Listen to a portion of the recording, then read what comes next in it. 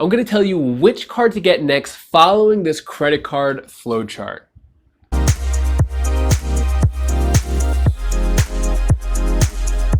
What's up, Wise Flyers? Welcome to another video. If you're new here and you want to learn how to travel anywhere in the world almost free by using credit cards and travel points, start now by subscribing and hitting the bell so you don't miss a thing. One of the questions I'm asked all the time is which card to get next. And there are a lot of different variables to determine the answer to that question. In this video, I'm going to show you my credit card flowchart of exactly which cards to get next according to all of the bank application rules and restrictions. So this is my credit card flowchart. I talked about this a few weeks ago in a live stream, but that video was an hour long. I'm going to make this video a lot shorter and get right to the point. So a couple of things you want to realize when getting when I'm going through this flowchart is that you don't have to go in this specific order. So it depends on your travel goals, your needs, and what you want to accomplish. The flowchart, the order that I'm going to go through here is basically the best ways to take advantage of every single bank out there and which cards you should get according to their rules. All right, so let's get started.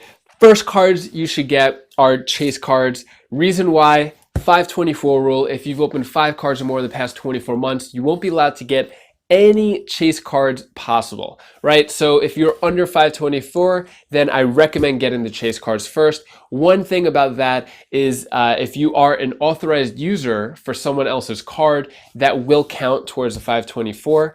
Also, if you do want another card, such as American Express Platinum or a card like that, that'll give you tremendous value, it is worth filling up your 524 slots. It always depends on each person's scenario. So the first question: do you want the Southwest Companion Pass? If you do, then definitely get a Southwest personal card and business card. Currently, the sign-up bonuses are 60,000 for personal and business. So that'll give you 120,000 rapid reward points after completing the minimum spending. You only need 110,000 rapid reward points to get the Southwest Companion Pass. So 2 cards, you get the Companion Pass.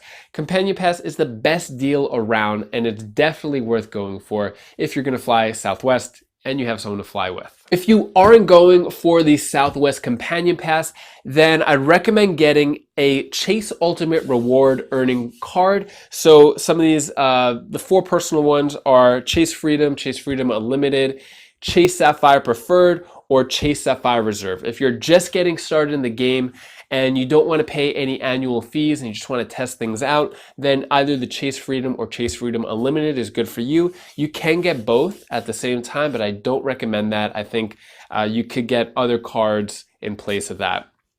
If you want to get started right away, you want to get those points, you want to use it for a big trip, use transfer partners, all that fun stuff, then either the Chase Sapphire Preferred or the Chase Sapphire Reserve is your best bet. And you're only allowed to choose one. And if you travel at least 1 to 2 times a year, you could take advantage of the Priority Pass airport lounge access, and you want to get global entry or TSA PreCheck and cut that security line, Chase Sapphire Reserve is for you. If not, then the Chase Sapphire Preferred will do well. This is 60,000 point sign-up bonus, 50,000 point sign-up bonus. Next, if you can get business cards, then I highly recommend going for the Chase Ink business cards. Currently, we have the Chase Ink Preferred, Chase Ink Unlimited, and Chase Ink Cash. So those are the 3 ink cards that you could get, and you're allowed to get all 3 of them. If you want to learn more about the Chase Ink cards and how you're eligible, you could click the link above. I have a video explaining exactly how to get all 3 of those cards. So if you are going to get one to start, I recommend getting the Chase Ink Preferred first. 80,000 point sign-up bonus. You get cell phone insurance as well, up to $600 per claim. These cards are really good. And the reason why you want to get these is because these cards, the Chase Ink cards, don't count towards your 524. So you could get all 3 of these and they won't count towards the 524. So that's why you want to mix in the Chase Ink cards when getting these cards, which I'll go over in a little bit. And you don't have to get them consecutively. You can, mix in CoBranded cards, which is next. So Chase CoBranded cards, you want to go for these after you get a Chase Ultimate Reward Earning card, after you get a Chase Ink card, Also, one thing about business cards is you don't have to have a fully registered business if you're making money in any way that can qualify as a business. Also, if you want to apply for any of these cards mentioned in this video, you could click the link down in the description below. And by using our links, you help support the channel to keep making awesome content for you, and it's still free. Some of the best Chase co-branded cards would be the Chase United Explorer card, the 3 Southwest personal cards, the Plus, Priority, and Premier, then the Chase IHG Premier, and the Chase World of Hyatt. These are the best. Also the Chase Marriott Bonvoy. Didn't have enough room to put on here. Those are the best co-branded cards you could get. So you want to make sure you choose wisely depending on your travel goals. Personally, I just have the IHG and the Hyatt card.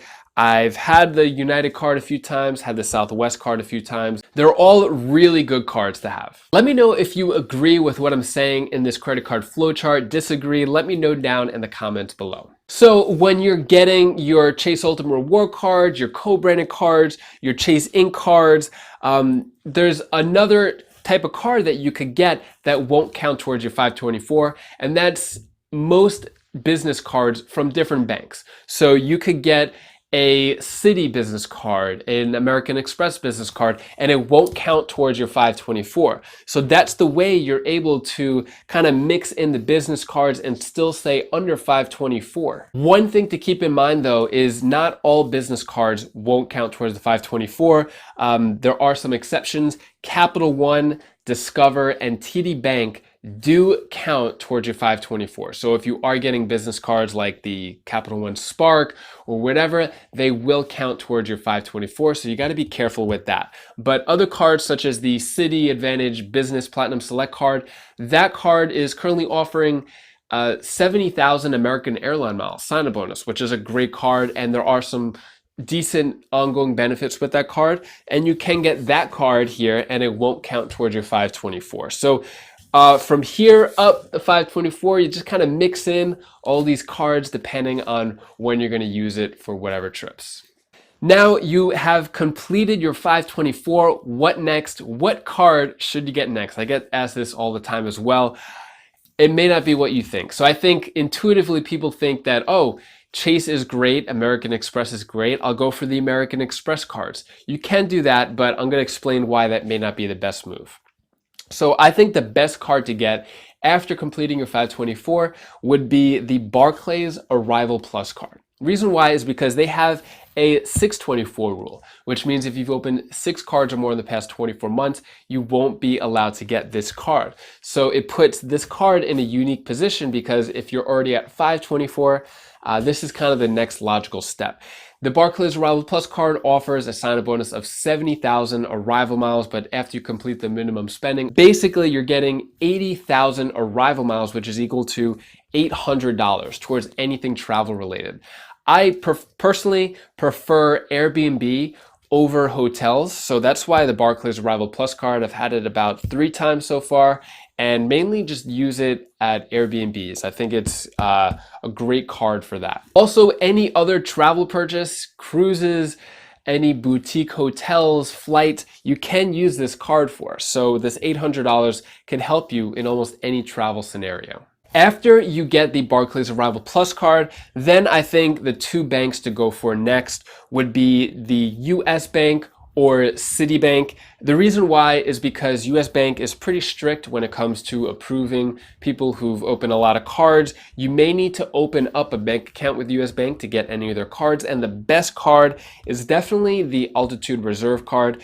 The reason why you would want to open up Citi cards next is because of the 6-6 rule. So if you've had 6 credit card inquiries in the past 6 months, you won't be approved for any Citi cards.